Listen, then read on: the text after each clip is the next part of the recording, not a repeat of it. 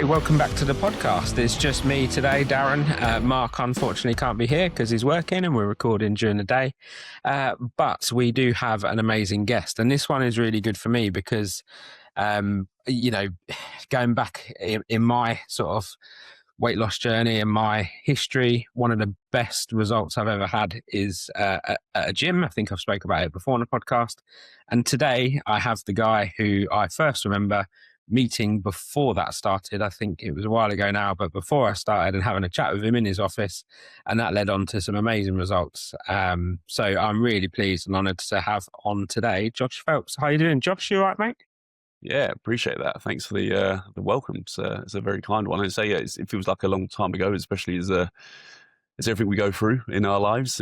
Time passes, lots of things go on, but I love seeing this in the podcast and helping people, having conversations around all things to do with this, the challenges, and I think it's really cool so I'm glad to be invited on. Thank you, mate. Yeah, definitely, mate. It's great to have you. Mate, so let's just start with a bit about you then. So we'll go into your history in a bit and what sort of got you into fitness and what took you down to sort of where you are today. But what is it you actually do at the moment? How do you help people?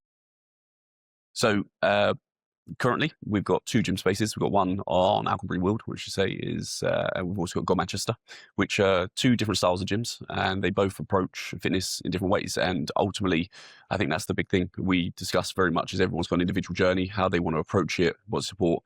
I also work with individuals, particularly at this moment in time, around their sort of lives in general, ultimately, because your physiology, your psychology is linked, entwined. And we know that ultimately, I think from my history, working or coming from, say, the physical side of things with people's getting them moving, helping them with the nutrition, fueling them, energizing them.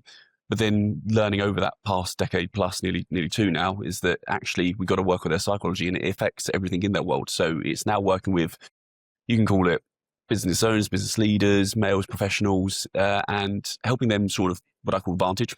It's called Vantage coaching. Take the vantage point, step back, look at their physical well-being, mental well-being, relationships, business, and seeing how we can really try and entwine and get a balance is a bad word. I actually don't, it's hard, but ultimately try and get a hold of them feeling like they're on the right path and supporting them in any which way I can across that. Yeah, definitely. Do you know what, mate? Like we were saying just before the podcast started, I'm so busy at the moment as a director of a company. One of the things I've noticed is that my business partners are often up early. So do you know when you check your phone in the morning and you have emails at 6 a.m, you're like, what the fuck? Did these people not sleep? But they're up because they go to the gym. And I think they know that they have to sort of maintain a certain lifestyle to be able to be in peak performance at work is kind of how I see it.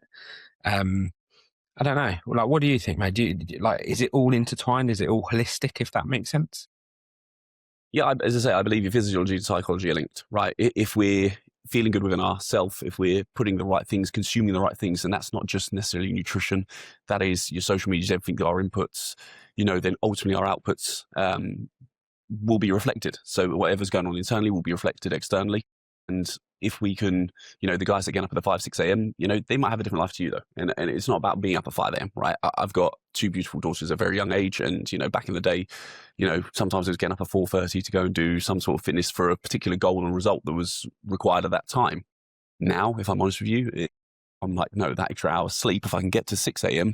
is beautiful, especially when I've maybe been up at 3:30. So yes, there's an element of structure. I do have clients that start at 6 a.m. who are working during the day, so we've got to get done prior. Yes, it sets them up. It gets them into a very good energy, vibration, whatever you want to call it. They feel physically they've done that part because when they go to work, that is where they are focused. And to go and say, let's go and do it at lunchtime doesn't work for them. So it's about finding what works for you. I do believe that ultimately, energetically, like I say, if we want to be getting that focus, if we can look after what we're, say, consuming, the movement we're doing, energy does come from doing things. We do feel more energized when we do that exercise. If we feel more comfortable and confident within ourselves, the way in which we carry ourselves posturally, sometimes, you found it yourself. And I'm sure many people do that, when you're feeling good within your own body, you feel that little more comfortable, confident. I see that a lot. And, that comes out in so many different ways, your body language, communications. As I say, it's it's very different for every single person. So the person that you wake up to is messaging you at 6 a.m. You could argue that it's not always a great thing because they might have got up and the first thing they're doing is working. They might be not be funny sitting on the toilet, scrolling, answering emails, reacting to things. Is that a positive? Are they actually letting their emails dictate their energy for the rest of the day before they've taken any control of themselves? Somebody else is maybe controlling their narrative. You know, everyone's individual. We've got to find out what's right for us, what works for us, and then going, okay, with this current strategy, how am I feeling? How am I showing up? What's it actually affecting in terms of, as I say, relationship, business, health? And if I continue on this path, is it a good one? Or do I need to maybe try and look at shuffling a few things around? Yeah. Yeah, definitely. And I suppose it is a holistic approach, isn't it? Like I don't know, mate. Like you know my journey. So when I was with you guys, I was a police officer, and one of the things I really struggled with is shift changes, constant shift patterns. And as a result of that, I think that's how you can quite easily like. If I'm happy to talk about this openly, Josh, because I know that you would never. Like, I'm happy for us to chat as we see it, and Yeah. for us to be honest on the podcast. But I was doing so well. I remember I started with you guys, and then a couple of months in, I felt stronger, better, and so much, more capable than I'd ever been. And me and Fiona went away, for example, on a holiday whilst we were with you, and we were going out for runs, sort of like 5, 6K runs up hills. And that's a level of fitness that for me in my life is very rare. Does that make sense? Like it really was. The gym sessions, I remember thinking in the first month were so hard. They were really hard to sort of keep up with and going. But then I remember hitting that point where actually you sort of your mindset changes a bit and you think, well, actually I can do this. And then you sort of then push yourself a bit harder as a result of that.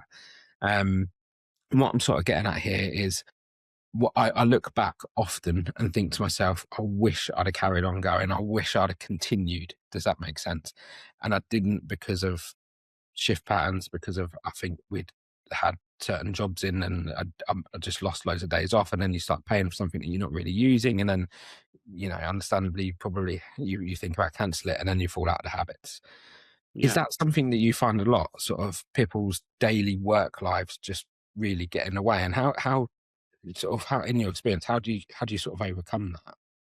Well, no, 100%. And I think everything you say, it could be work, it could be family, it could be change of commitments. It can see, certain things you will prioritize, right? And this is what I sort of touched on with the kids. Listen, it's no good me comparing work shifts and stuff. I'm in a gym, right? Let's be honest. It's easier for me. 100% it is. There's no point people saying, yes, there's certain things we have to prioritize. Sometimes during that, you look at it and you go, well, actually, if things are changing, what can I do? Because coming to a gym might take you 20 minutes to get there. You might have to get somebody to look after your children. You've got to work around potentially, as you say, your wife shifts and her job roles changes. It doesn't, it's not always picture perfect. And sometimes it's great. And sometimes we've got this nice fluid way of working, getting to a great pattern routine, and then something happens. And sometimes it just shifts. And that can be as much as, say, job roles, it can be life changes. It can sometimes be a paradigm shift. It can be something that happens in your personal life.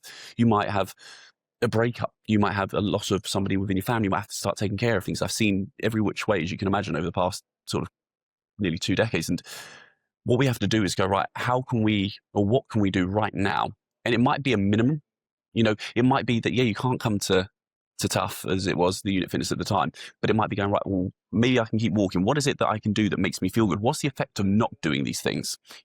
What was when I look at that and when you were communicating that, you go, right, what effect did it have? And actually, you say you felt fitter, stronger, healthier. You maybe potentially enjoyed new things, doing stuff more with your wife and sharing that journey. And then you go, oh, I wish I could continue. We can look at that and we can always dwell and go, I wish I would. But the truth is, at the time you had a decision to make, and you made the decision you had with what you had in front of you in terms of the situation you're in, the time, the money, the cost, the everything that happens, because they are all relative. And then you go, right, okay, but then where are you now? And how often do we take that step back and say, once again, the vantage point, keep plugging it, but how often do we actually step back of the day to day? Because we can fall into the habitual patterns, which is our new normal. But if we actually value, say, health, and we feel like that's declined slightly, if we look at what it looks like in 3, 4, 5, 10 years time, what does it affect around, say, the relationship with your wife, the maybe influence for your children, all these different factors. And you go, right, okay, what could I do then? What do I need to change? Do I want to change anything? Is it important to me? And when you see and get very clear on what it is that you truly sort of are valuing, or maybe something that's being affected, or what it could actually do for your life, and not just weight loss or being stronger, but actually what it has an effect on all around us, then sometimes the goal feels a little bit easier to achieve. Or sometimes we have to get a little bit uncomfortable. Sometimes we have to go, right, I cannot do that. The truth is I cannot, but what could I do? Or maybe I can't go for the walk in the morning. Maybe it is going out for a bike ride with the kids. Maybe it's just being more active and playing. Maybe it's controlling other things that are going on in your world. And I think that's really important. I think that we have to understand things do change, but there's no shame in that. And there's no shame in going, right, do you know what? It was really good then. I stepped away, but I could come back.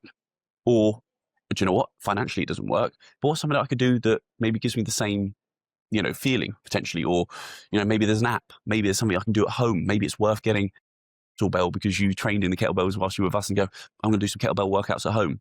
Or maybe I'll just reach out and ask a question. Is there anything that you can do that would help me with X, Y, and Z? Or can I just have a conversation around, this is where I'm at currently right now. What would your advice be? Because people are open to that, myself especially. I want to be able to help people. That is why we got in the industry. Truthfully, that is the core reason I got into the industry, is to help people. And that sounds whatever, hot car, fluffy, whatever. But it's the truth, right? That's why we got into it, because we want to be able to help people. And the more we've gone through our journeys as business owners, as you say, directors, fathers, as being part of family, partners, we understand that there's certain things you have to sacrifice. There's certain things you have to commit to. There's certain things you have to work around. You can't just go off and go, well, I'm going to go up at 5 a.m., do my hours, run, then I'm going to go to gym later. And, that great. Or is it? What's the cost of that? Because there is a cost to it very often. Yeah. And I think the thing is, I like that flexible approach, because I think when there's not that flexibility there, that's when it becomes extremely hard to be consistent with it. So now then, do you work with a lot of people on like a one-to-one basis then? Is that a lot of what you're doing at the moment? Yeah, so the guys, we've got a great team. Got Manchester, an incredible team who deliver sort of 40 plus sessions across the week. My personal goal was always to be able to step back so I could be a present father. That was always my goal. As I say, I've got 2 beautiful girls now, and the priority to me is bedtime, potentially going to do sometimes school pickup when I can, tell ridiculous nighttime stories, and be a part of that, because it wasn't something necessarily I got from my dad. And I feel like the world's slightly different potentially as well. And I wanted to be there to support my partner. That was always my big goal. The guys take the sessions, which again comes at a cost in terms of finances. However, what was the most important part for me is being there at home. So I do one-to-one personal training very often in the morning for those guys who want to get up and get it done. I do lunchtime stuff throughout the day. And then very often, I try to chip off around about 4 o'clock. So sometimes it'd be a 5 a.m. start. Some mornings I try to hold off so I can actually help my wife in the mornings, because sometimes that can get hard every single morning. Yeah. So that was always my personal goal. And that's what I valued, versus going, well, actually, if I do all the classes, we can make more money. Great. But what does that actually do for me? And what does it do for me? What is that core value ultimately? And how does that align? So working with individuals now tends to be what I do. It tends to be guys naturally. A lot of our group sessions, as you know, predominantly females, probably at the time when you were training, maybe even 70 to 80% were, and it's actually changing slightly, which I love. Not because I don't like training females, because it's good to see that guys are getting involved in that, because it was never almost the thing to do for guys to go to. Classes were, not necessarily seen, and it's very different, as you know, in our space. However, it's becoming more of the thing where everyone gets involved, and I love that. I like guys almost dropping the ego a little bit. We often found that right at the start, is they didn't really want to be told what to do, and it's hard, right? It can be quite embarrassing when you go in. It's the truth. When you go in, you haven't done anything for a while, and you're like, right, I've got the little bit of the male elite, I've got to push hard. I can't let Julie, 62 years old next to me, be lifting heavy kettlebells. Well, Julie, 62, has been lifting those kettlebells for nearly a year or 2. She is very efficient at moving that, and not offense, but if you haven't squatted, you're going to find it tough. So it's swallowing that sometimes. It definitely, yeah, I can relate to that. I remember coming into class, and you look at people before the class and you think, she's got 30 years on me. Like, she'll be picking up the 8-kilo dumbbell and I'll be picking up and then yeah, you're right. A rude awakening, eh? It is, but it's also good, and you're right. I mean, the thing is, mate, I think again it comes down to individuals and what you want, because some of my friends would definitely have that attitude of, well, no, I go to the gym and I like to do my own thing and I know what I'm doing, whereas I've always had the mindset of, actually, I think once you've been to one of these classes, you will understand the benefits that you'll get out of it. It might hurt for the first few sessions, but you know that you've had a workout, and that's what I always liked about it. 45 minutes later, you're walking out of there dripping. You're walking out of there knowing you've got value for money, essentially value for your time. That's it. Um, And time is a big commodity, right? Like we all, very often people are short on time. So if it's the other person who's got the ability to go in, they know what they're doing, they're quite efficient with it, they're maybe following a program and that's cool. They want the music in their ears and push the weights, do whatever. Once again, absolutely brilliant. For the other person who wants to go swimming or sitting on a bike for 45 minutes, no problem. If that's your way of movement, makes you feel good, it's good, doing some good for your health. Depending if you've got a specific goal or target, yeah, there's certain things that are going to be beneficial. And for you, getting in, not being rude, especially after a shift, not having to think about anything apart from going, right, I just need to do whatever this coach is going to show me. I know I'm going to do it safely. I know I'm going to be pushed hard. I know I'm going to be efficient with my time. Then I get to go home and be with my family, partner. And yeah, that can be a huge, the value in that for so many people, especially say after shift, the accountability, there's some skin in the game. You've paid money, right? Whereas if you pay £30 a month, not boo-hooing £30, it still costs some money. But sometimes people go, oh, and they forget about it for a year and don't go because no one's actually checking up on them. Whereas it's a very different situation for us. Yeah, no, that's really interesting. And you've gone over your goals quite a lot. Yeah, and I think that's very similar, actually, mate. To be honest, that for me, a lot of what I do is around my children, their future, and things like that. And similar to you, my dad was a bricklayer growing up, so he was out building, especially during the summer when the weather was good. I wouldn't see him. He'd be out before bedtime. Sorry, before wake up and back after bedtime. Um, do you find that a lot then? Like when you work with predominantly men, but some women at the gym, do you sort of, is that where you deep dive into what they're trying to achieve and why they're there? Yeah, 100%. For me, it's the forefront now. As I say, I come from probably more of a mindset approach than what I would just results physically based. Back in the day, initially when I got into it, because my experience was training, then built into training and nutrition, because I saw the value in you could train, but if you didn't get the nutrition right, you wouldn't get the results technically that I wanted. And it was almost quite surface level, in all honesty. Yeah, I got the result. And actually, because we did do that, it would affect very often the rest of their world, which was great. However, at this point, when I start to, you can call it peel back later, you do whatever you want to call it, go deep dive. But when I start to really understand what their key drivers are, what their goals are, what they really want to achieve, and why it's important to them, that then allows us to actually create the plan. So, if somebody goes, oh, I want to do this, and I'm like, right, okay, well, let me understand why.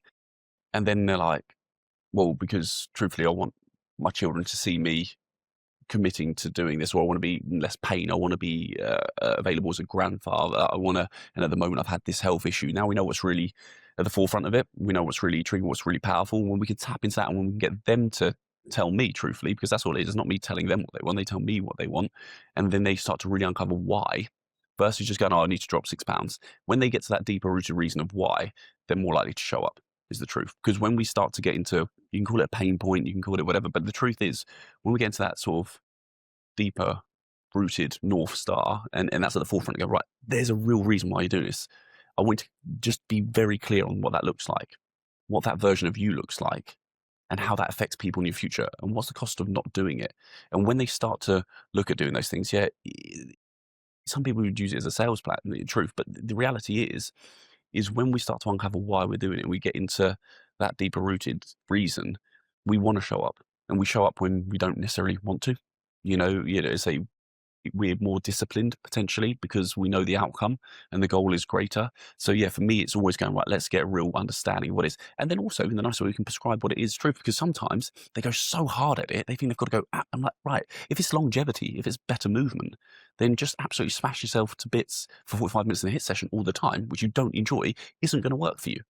Mm. Maybe better off, and we're going to spend a bit more time on the mobility because you want to be stronger, but you want to be stronger in different ways. If you're going to spend the next, sitting on machines just doing this forever, that actually isn't going to make you potentially strong to, say, rotate, pick up, you're going to do yourself in the garden, or, when you're playing with young kids, picking them up in funny angles and having them climbing on your head and, all the fun stuff that comes with that. And then when we start to do that, we can actually build out the process, the program, the systems, the structures, look at their working week, as I call it, look at what's going on and be realistic. Because if we set a game plan that's too out of reach, it might be great short term whilst they're super motivated. And then if they say got a holiday or got whatever else coming up, and but then all of a sudden it's like, couldn't do that forever. Well, then we're going to fall off track, fall off the wagon. Well, actually, maybe we're on the wrong cart, maybe we built the wrong framework for you. It's really interesting. there's a few bits there. I suppose the first bit I was going to ask was when you do deep dive and you get into that, the real why, the real vision behind what you want. Do you find that helps a lot keeping? Because one of the things I've always liked with the gym is the accountability side of it. Is that if you're paying for it, you're more likely to go because you see it coming out your bank account every month. If you've got the gym instructor texting you saying, "Come on, mate, seeing you this week, you're coming back in." I don't know. I kind of feel like it's part of the package. Do you find knowing that vision helps keep people more accountable as well? Yeah, I think ultimately, say, you can do many different things. And this is where we find out actually what actually motivates people. Because I say motivation is going to dwindle. So being more disciplined, we can talk about that. But from time to time, it is motivation.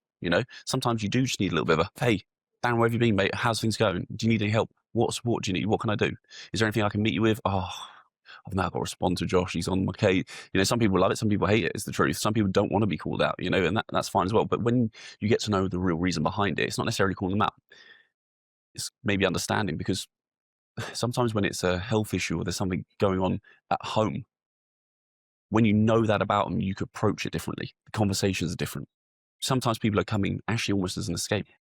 People come to do it for their mental well-being. And if you're like, Darren, it's you, the gym mate, don't quit now, blah, blah, blah. It's like, actually, that's the wrong energy. So yeah, I think it's really important. I think it's really important to understand who it is you are working with as an individual, because as we say, it's so important that we meet them sometimes where they're at, can understand and not dictate, not be like, I've had coaches in the past like, well, you do this gets you a result. If you don't do it, then you don't want it enough. So, all right, mate. Yeah. Maybe that works for some people, but it doesn't work and for some people, that is exactly what they need. So, it is really, as I say, for me, understanding the person and going, right, okay, what is going to be the best approach for this person? How do they respond to this? Is this going to be the way to do it? Where should I be asking? What questions should I be asking? How can we then get them into that frame of mind? And when we really, truly know what it's about, then we can really work with them on that sort of level and give things externally. For me, when I work with these individuals, sometimes it's going, right, I actually think you need to step back and have a look at X, Y, and Z, ask these questions. Let's review, reflect, and then reiterate. Because we've gone over this. You've done really well for the first couple of weeks. What was it about those couple of weeks that we did particularly well? Oh, well, I just felt X, Y, and Z happened. And actually now I've got this, and this in my world. It's okay, well, we need to change things up then. Mm. And I know that about you. Do you find that the PT that you do you find that because you're spending more time one-to-one with someone that you get more of a feel for that, like how things are going? Yeah, obviously when you're a one-to-one client, I mean, we do semi-private or small group sessions, as I like to call them, really, where you get a little bit more in terms of touch point, talk points. Obviously, if you're in a group session and there's 18 people in the room, we do our very best to have conversations prior to them, and that is one big thing, just because I can pick up on that person's energy and go, right, is there any injuries, anything going on? Is there anything you want to discuss? Try and do it, but it can be tough.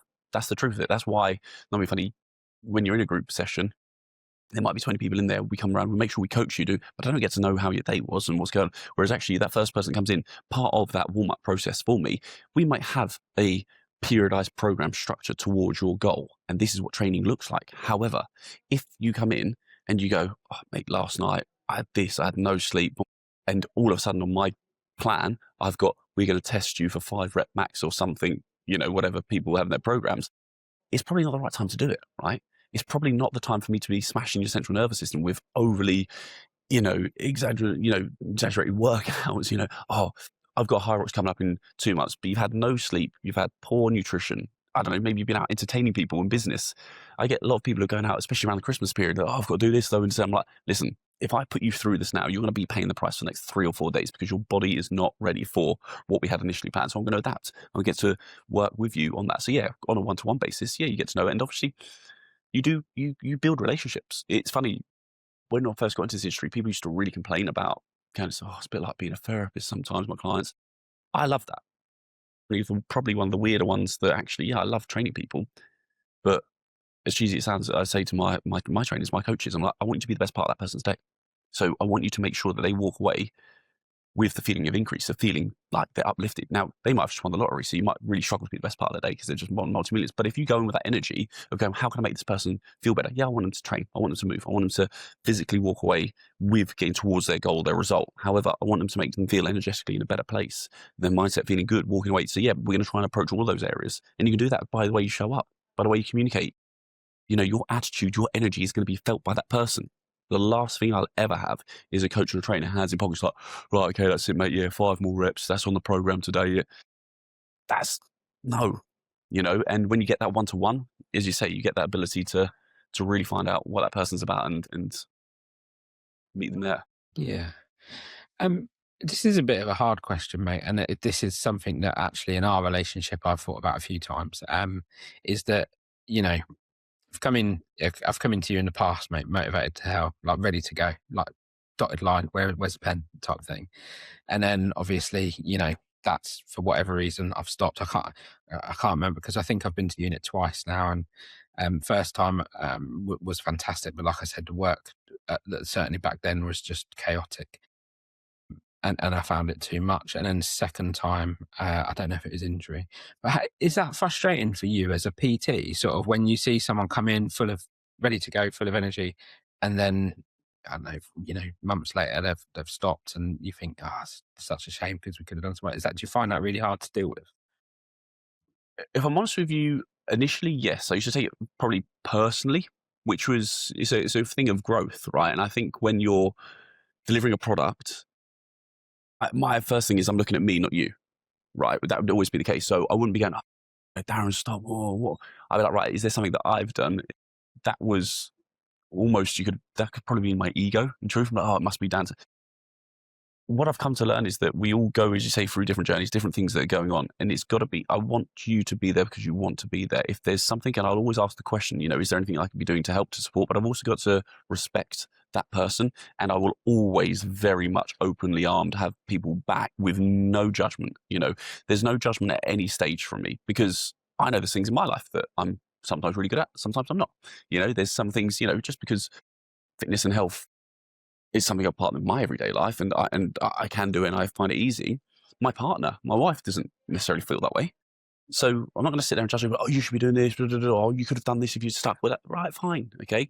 I could have. I did some MMA ones. I'd love to have carried that on. Right, absolutely buzzed off it. It went into lockdown, and I never really went back to it. I've done a couple of bits here and there. Now I've got an injury, and it prevents me from going back. Now that coach might be like, oh, you know, you quit on it. I had a spinal, I couldn't, you know, so this, you don't know what's going on in each person's world. And all I would say is if there's never ever any shame and there's never any judgment, and I've got to go, right, okay, as long as I know in my heart of hearts that I've offered everything I can try and do in terms of support, and I believe I've delivered what I can be delivering, then, you know, for that person, yeah, if they want to come back, incredible. If they can't, for whatever reason, they want to go somewhere else, that's their choice as well. You know, I can't be everything to everyone.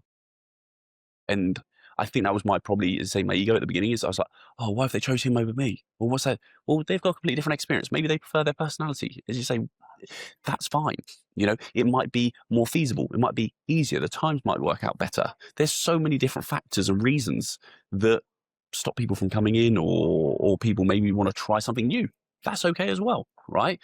There's no, listen, and I mean it again, my heart of hearts is I want to be able to give people the very best service I can give them. I want them to support and be supported in the right way to getting them towards their goals, their health, their happiness.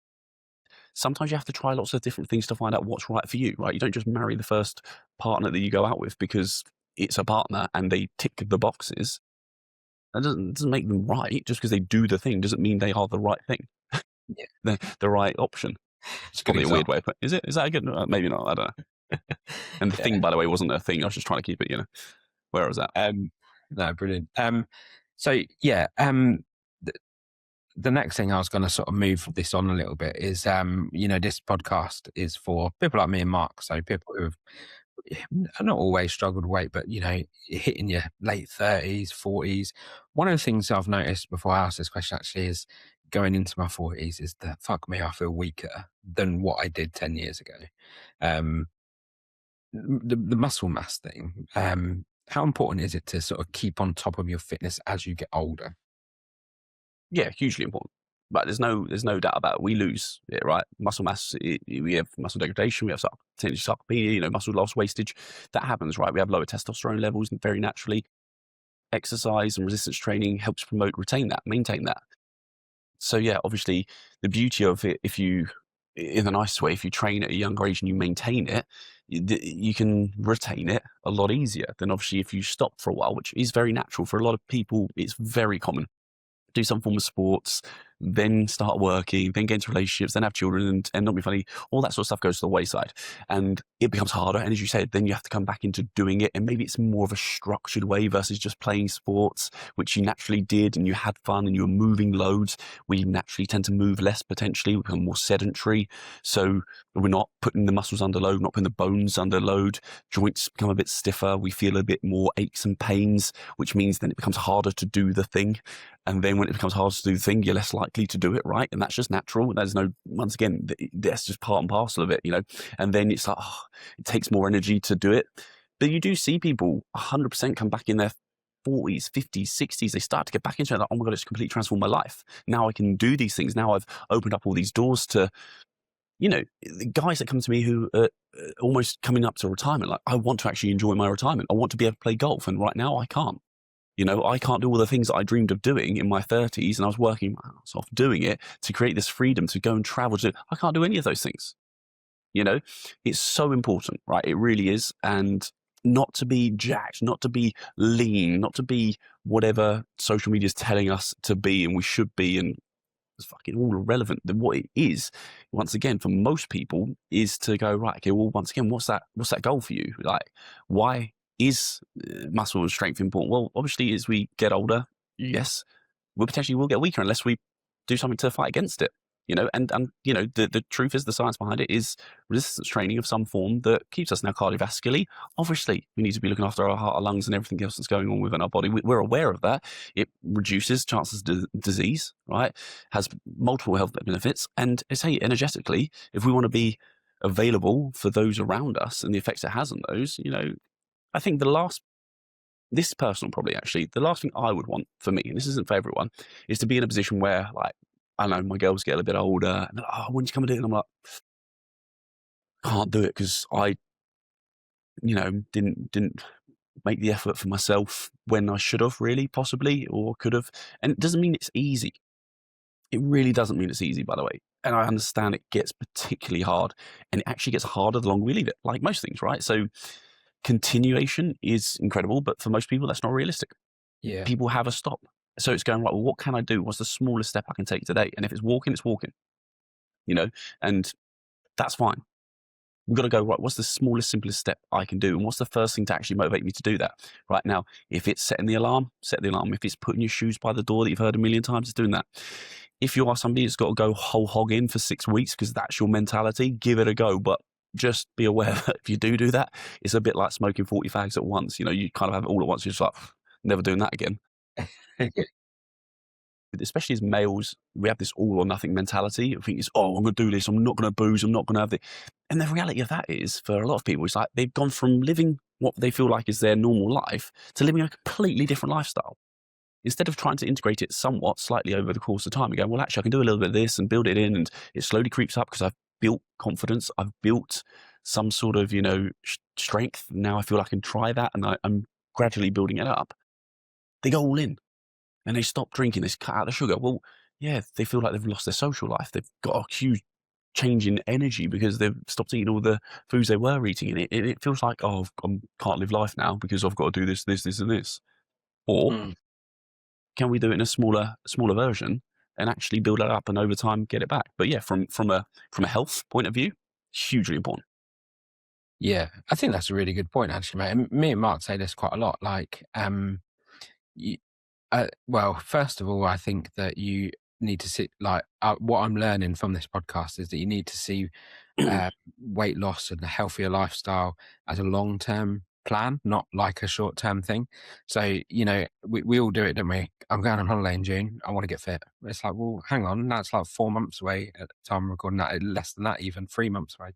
You know, you not got long to achieve a significant change. But actually, if you were saying, well, actually, I want to get fitter for my holiday next June, then actually you've got a lot more time in your hands and you don't need to make as drastic changes. And then that's more maintainable, I suppose. Well, I'm sorry to jump in. The one thing I will say about that, though, it's not as attractive, it's not as sexy. And if you don't get good results in a short period of time, you don't feel as infused or let's call it motivated. So here's the thing, right? If I say you're going to lose 12 pounds over the next 12 months, you're like, that's terrible. I can do that in 3 months in your head, right? Because you've done it before. We've got evidence that you can do it. So there's actually nothing wrong with having a short burst. However, understanding that it's not sustainable, but also having the support around you to understand how to then maintain that, retain some of it, and continue going through it. And if you have sort of a roadmap, if you have an understanding that this is short term, this is then how we continue, and having that support, that's when coaching is invaluable because being able to share that journey, support, ask questions, go, oh, I've just done that, I can't do this. How can we manipulate, adjust, and do those things? Versus, you say, going, oh, I've got well, actually, in 12 weeks, you can make some huge changes because if we're tilting the scales, and I'm not saying you are, but if you are living a lifestyle where you're not moving a lot, you're eating probably quite badly naturally because you're not really focusing or you've got no conscious awareness around it. Maybe we're drinking, maybe whatever. And then all of a sudden you go, well, I'm going to reduce the drink. I'm going to do a little bit more exercise and I'm going to ultimately be a little bit aware of the food. Doesn't mean I've got to go to some 1,500 calorie diet, but those small changes of each little bit might be in terms of, let's talk calories and weight loss and energy. Well, I'm doing a little bit more energy output, which is great. I'm feeling a little better for doing that. I've reduced a little bit of the booze and the food, which make me feel a little bit more clear, energetically a bit better.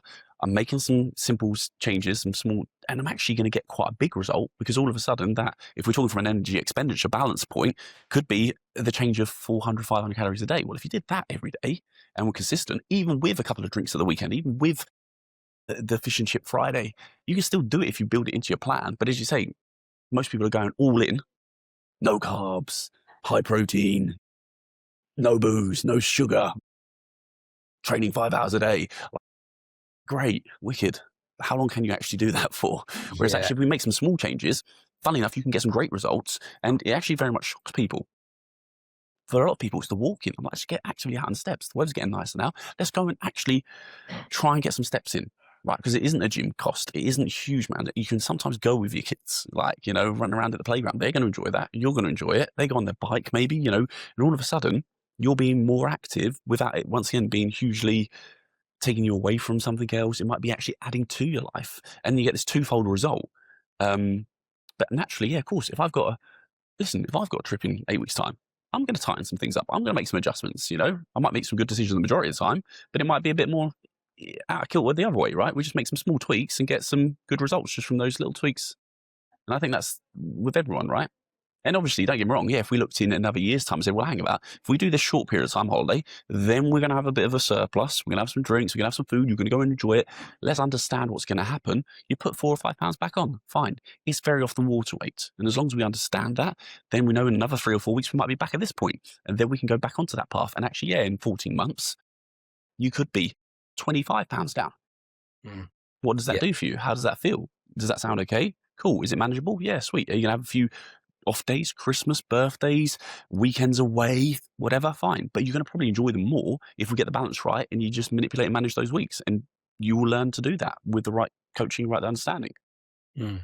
This has been really interesting because I'm sort of listening to this and thinking every time I've tried to do something, it's been an extreme. So it's been like, right, going from nothing to in 3 to 4 times a week. And then obviously 2 weeks, 3 weeks, 4 weeks later, you're like, it's just feeling too much. And it's making me think, well, actually, we do say it on what our sort of Mark's sort of thing is like, I didn't get fat eating a Greg sausage roll. I got fat eating a Greg sausage roll every time I refuel and getting a Mars bar with it and making those decisions consistently. Yeah, and I think that's right. I think it's really interesting. I like the idea of making small changes every so often to compound that effect that it has, which positively impacts your health, I suppose. And the biggest thing I would say is, even with maybe that comment you just made about marketing, very often is that the language and the voice we talk about in our head and the way we communicate, say, it's the big fellas, it's the whatever. Listen, if we label ourselves a certain way, repetition, it's that constant repetition that we feed ourselves that we believe, right? We live from, and when we identify something, our thoughts become our feelings become our behaviors become the actions become the output and the result, right? So if we're constantly thinking a certain way, or if we identify as something, the reality is that's going to end up being your result. Like, you can do whatever, but if you constantly identify as, oh, I'm a big guy, I'm a whatever, the truth is you'll probably end up going back to being the big guy, whatever that looks like. And, I've got a good friend who he's very comedical. He's comedical, is that word? Comical. He's very comedic, I was going to say. And he's a slightly heavier guy, right? But it's all a part of his energy, his persona, his whatever. And he lost weight once and he felt like he lost his identity, right? So he went back to being this guy because he is the big guy, right? And he uses it. And when he sort of started losing that, but as long as he continues to communicate that way, he'll always be that way. Mm. We've got to change the narrative. We've got to be very aware of the words we use. And even though they're sometimes small and we make little gestures and jokes around it, as long as we continue to do that, very often we're going to fall back into that trap, that habit. It's very hard. We have to shift and change that sort of that paradigm, those beliefs, those behaviors. Subconsciously, we behave in a certain way because we're communicating that way. Our conscious awareness of what we're saying and around us is so powerful. The environment, you know, it's really interesting when you talk to individuals and when you start to go down the psychology side of things about how they communicate with themselves, how they behave, how they show up, and they go, oh yeah, and if we constantly use certain words and language with ourselves, even if it's descriptive words around ourselves, then unfortunately you're going to probably fall back into being those descriptive words. Yeah, I think that's really interesting. So we did an episode a short while back about being the fat guy in your friendship group, and I think you do. I think you sort of at some point in your life you realize that you are that person, and then you almost own it. And one of the things that really frustrates me when I see it with friends, and I've definitely been there in the past, is where you then add a bit of comedy because you're embarrassed, because you're perhaps a bit self-conscious that you are overweight, that you then start sort of making a bit of fun about it. Let's have a bit of a joke about it so we can all laugh together and move on away from this subject quite quickly. Yeah, I think it's a that's defense really mechanism, right? I always call it like the 8 Mile thing, right? If I go and say it first, then you can't say it about me. So I've protected myself. Yeah. So I'm going to say it about me, so you can't say it. But as long as you keep communicating that way, you'll always be that way, unfortunately. And that is the truth. And it's a deeper rooted thing, It's subconsciously you go, right, if I accept me as being this, and I continue to communicate in this way, and I use this language, and I project that out, then that is going to be me, right? That is going to be what you will always, unfortunately, revert back to and become.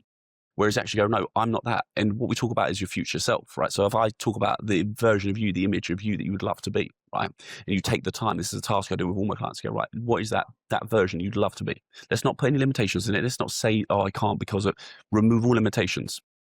Get very clear on that person.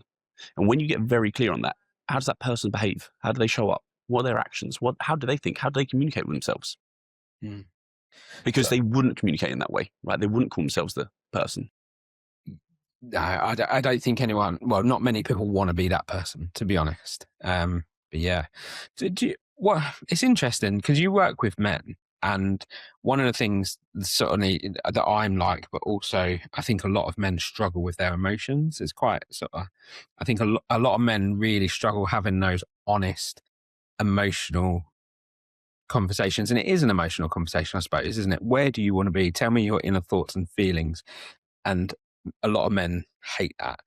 How do you find that, or do you find that you're quite able to get it out of them, if that makes sense? So first of all, you don't have to necessarily share it with me. I want you to understand it and see it and write it down. There's a power in writing things down, but actually seeing it written down and reading it through and going, yeah, okay, that is who I'd love to be. I'd truly love to be that. Then we go through the process of understanding, well, what behaviors are they doing that I'm not doing? What's the gap, right? What's the resistance? What is my belief around that? Why is it that I believe that I can't? Is there any truth to it? We go through that. And then I personally believe it in the nicest way. That would be something that I'm really proud of, that I do feel I can hold that space for people, because I'm not, you can say it, but people only open up to you if they feel safe and comfortable when you create the environment. And it's a safe place. Listen, anything that I would share with you, with any other client, is between you and I. And because, listen, I've got things that I share with my coach. I have somebody I speak to, and it's, once again, it's not necessarily a therapist, but it's somebody that you feel safe space and to hold that space. And yeah, it's hard. Guys are much harder to open up very often, right? I think it's becoming a little bit more talked about. And I think that's a great thing that more men are starting to communicate, be a little bit more open, but you got to feel comfortable. You got to be in the right space. And as you talk about with that one-to-one space, it's not always like I get into a room and go, right, Aaron, I want to know your deepest, darkest fears, secrets, and like, fucking all right, mate. But yeah, we have a conversation. I'm like, right, cool, meet me out. Is there anything around that? I personally believe a good coach is over time we just ask you questions and you, not funny, you come up with your own answers. Truthfully, we very often know the answers, but when you feel safe and comfortable to share, then I'll listen, and I will listen. I'm not going to throw back what you should be doing. That's not about that. And then it might be I ask another question around it, and then you go, yeah, all right. Do you mind if I share a perspective? Might be the next thing, and you go, yeah, I'd love to hear your ideas on it. Well, that's not right though, because you're still going to get guys have resistance because you're like, well, your situation is different to mine, and it is. Everyone's different to everyone's, right? I'm not saying it's not, but obviously sometimes when we're so in doing whatever it is, and that could be relationships, business, say health, wealth, whatever, it's crazy. You take a step back and you go, yeah, no, okay. And, well, okay. And then you get challenged a little bit. Sometimes it's quite good to challenge people because we don't challenge ourselves. And if no one's challenging us very often, especially, as I say, some of the guys who are potentially leading teams, businesses, and all those things, if they've never got a safe space to ask a question or to be challenged, then they're living from theirs and everyone else is living from their paradigm, from their view, from their lens. And if you just ask a question and they feel safe enough to answer that, then it gives them the opportunity to step back, class vantage point once again, and go, yeah, okay, well, I've never really thought about that. Okay, well, let's just take time. Take 5 minutes, take 10 minutes. You don't have to share it with me. You don't have to share anything with me. But if you feel safe and you'd like my perspective or opinion or whatever you feel comfortable with, then I'm more than happy to do that. But I try to do it in a very neutral way because, once again, we have to understand what it could look like. And also the beauty is working with, let's talk about the past 15 years in Tough plus PT before, literally thousands of people, male or female. There's different people's experiences. You go, well, actually, Mike found himself doing this, and when he tried that, oh yeah, that feels a bit more relative because it's not about me and you. And actually, sometimes I can be literally so far away from the person I'm talking to. They're like, well, whereas actually, when I share Tony's story, you go, well, actually, yeah, that feels really relative. And this is what he did. Yeah, no, I can see myself doing that. And yeah, it is hard. Guys find it particularly hard. Ladies find it hard. It's not always easy sharing emotions, sharing thoughts and feelings, and it's not something I smash into them. I ask the questions if they're open to do it, and sometimes it's a progressive thing. Yeah. No, perfect. So as we tie this up, Josh, I just want to first of all just say, if someone's listening to this, because I've got a question for you that we'll end with, but if someone's listening to this and they've enjoyed the episode and they want to sort of find out more, what's the best way to sort of contact you? Truthfully, I've got an Instagram page, Josh Phelps _coach. There's the Unit Fitness, which is the gyms. If you ever want to get involved in, and say we've got the open gym access, we've got the coach sessions, the small group personal training. We have coaches that work for all different ages, genders, goals, whatever it is, so don't feel like it's going to be me personally if you don't want to work with male or females. So there's those, once again, if they were going to get in contact with you, pass on my details. I'm very open to having a conversation with, everybody. Perfect. Well, we'll tag that into the show notes just in case, so it's there for TUF and for yourself. And then the question I sort of wanted to finish on is, like I said, this podcast really is for middle-aged men, I suppose, people like myself and Mark who have hit that 40 odd or there or thereabouts. And I think a lot of my friends, a lot of my friendship group, they've sort of had kids, they've been out at the gym a while. Their kids might be sort of getting to that age now where you could perhaps leave them on your own for an hour while you go off to the gym or something like that. For those sorts of people that have been out of exercise for a while, have a bit of a poor diet, a bit tubby, or want to either lose 5 stone or 5 kilos, whatever it might be, what piece of advice would you give to them to start? I think, first of all, find out exactly what it is you want to achieve, why it is you want to achieve it, what it really means to you, and then find the simplest approach to getting started. And what I mean by that is going, listen, if you don't like group class sessions, don't try and join a class session group gym base. If you love running, then maybe do it, but start very slowly, start small, gradual. Potentially, I would advise nearly everybody to get some sort of game plan or structure to follow, because when we've got that sort of structure, and it doesn't have to be paid for. You can go and chat GPT, let's be honest, and ask for a 12-week running program if you're a runner, swimming.